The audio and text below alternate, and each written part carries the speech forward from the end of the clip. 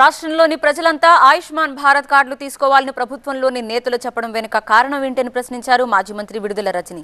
అయితే దీనికి కౌంటర్ ఇచ్చారు మంత్రి పార్థసారథి. ఏమని మాట్లాడుతూ ఉన్నారు? ఆరోగ్యశ్రీకి డబ్బులు లేవని, పేషెంట్లకు వైద్యం అందించలేమని, నెట్వర్క్ హాస్పిటల్కి డబ్బులు ఇవ్వలేమని, అందరూ ఆయుష్మాన్ భారత్ కార్డులు తీసుకోవాలని చెప్పి వారు మాట్లాడుతూ ఉన్నారు. అసలు ఇక్కడ నాకు ఒక అనుమానం అనిపిస్తూ ఉంది. కూటమి ప్రభుత్వంలోని ముఖ్యమంత్రి చంద్రబాబు నాయుడు గారు ఏమైనా వారి మనస్సులో ఉన్నటువంటి మాటల్ని మరి ఈ మంత్రుల ద్వారా ఏమన్నా ఎక్స్ప్రెస్ చేయిస్తున్నారా అనేటువంటి అనుమానం కూడా మాకు కలుగుతూ ఉంది.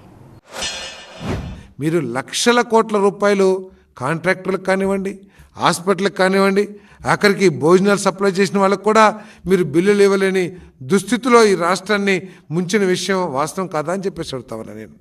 రాష్ట్రాన్ని దాదాపు 11 లక్షల కోట్ల అప్పులు ఊబిలోకి దించేసి ఈరోజు పత్తితులాగా 1500 కోట్లు ఇవ్వలేదు, ఆరోగ్యశ్రీకి డబ్బులు చెల్లించలేదని చెప్పేసి ప్రచారం చేయటం ఎంతవరకు ఆలోచించేయమని చెప్పేసి నేను ఇటువంటి అబద్ధాలని మానుకోమని చెప్పేసి కూడా ఈ సందర్భంగా తెలియజేస్తామని నేను. టీడీపీ, తెలుగుదేశం పార్టీ, చంద్రబాబు నాయుడు గారు, పవన్ కళ్యాణ్ గారు, మోడీ గారు ఈ రాష్ట్రంలో ఆరోగ్య పరిస్థితులు మెరుగుపరచడానికి కట్టుబడి ఉన్నామని చెప్పేసి మనం చేస్తామని.